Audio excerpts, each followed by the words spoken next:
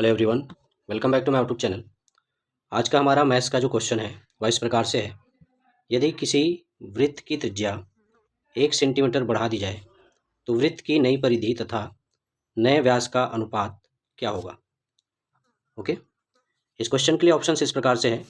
Option A है पाई अनुपात 1, option B है पाई ऋण 2 अनुपात 1, ऑप्शन सी है पाई धन 1 अनुपात 2 या ऑप्शन डी पाई अनुपात 2। क्लियर। क्वेश्चन में कहा जा रहा है कि कोई एक वृत्त है, यहाँ पे मैं वृत्त बना देता हूँ। ठीक है, कोई एक वृत्त है जिसकी त्रिज्या क्या है, तो त्रिज्या है r। ठीक है, क्वेश्चन में कहता है यदि इसकी त्रिज्या यानी r को क्या कर दे, 1 सेंटीमीटर बढ़ा दे। कितना, तो 1 सेंटीमीटर बढ़ा दे तो बनने वाला वृत्त का जो नया व्यास है एवं उसकी जो नई परिधि है, उन दोनों का अनुपात क्या होगा, ये हमको ज्ञात करना है। क्लियर है। ओके, तो चलिए इस क्वेश्चन को किस प्रकार से सॉल्व किया जाता है उसको हम सीखते और समझते हैं। तो यहाँ पे इस क्वेश्चन में वृत्त की बात की जा रही है, तो वृत्त की परिधि का जो सूत्र होता है वो क्या होता है, यहाँ पे मैं लिख देता हूँ, वृत्त की परिधि बराबर 2 पाई r होता है। ठीक है, वहीं जो वृत्त का व्यास होता है वो क्या होता है, तो वृत्त का व्यास बराबर होता है आपका 2r। ठीक है, यहाँ पे r क्या है, तो r हमारा क्या है, त्रिज्या है। तो ये तो हो गया वृत्त की परिधि बराबर 2 पाई r।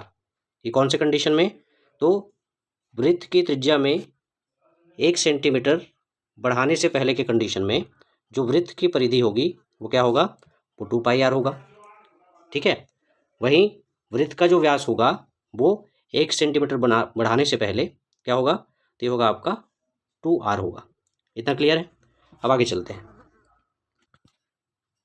अब आगे क्वेश्चन में कहा जा रहा है कि यदि वृत्त की परिधि जो कि 2 पाई r है, ठीक है, उसके r में यानी कि त्रिज्या में यदि हम 1 सेंटीमीटर की वृद्धि कर दें, ठीक है, इस त्रिज्या में 1 सेंटीमीटर की वृद्धि कर दे तो नई परिधि क्या होगी, यहाँ पे मैं लिख देता हूँ नई परिधि, ये हो जाएगा हमारा 2 पाई, कोष्टक में हम इसको लिख सकते हैं r प्लस इसमें कितना बढ़ा रहे हैं, तो 1 सेंटीमीटर हम लोग बढ़ा रहे हैं, तो ये हो जाएगा हमारा नई परिधि। ठीक है, ठीक वैसे ही वृत्त का जो व्यास है, वृत्त का व्यास क्या है, तो वृत्त का व्यास है हमारा 2r। यदि इसमें त्रिज्या में 1 सेंटीमीटर की बढ़ोतरी करेंगे तो नया जो व्यास होगा वो कितना हो जाएगा, तो नया व्यास हो जाएगा हमारा यहाँ पर 2 इंटू में r प्लस 1 हो जाएगा। क्लियर इतना। अब चलिए आगे चलते हैं। अब आगे प्रश्न में कहता है कि वृत्त की परिधि और वृत्त की परिधि और वृत्त के व्यास का अनुपात क्या होगा, वृत्त के व्यास का अनुपात। ठीक है, ये हमको निकालना है। तो यहाँ पे हम लिख सकते हैं प्रश्नानुसार।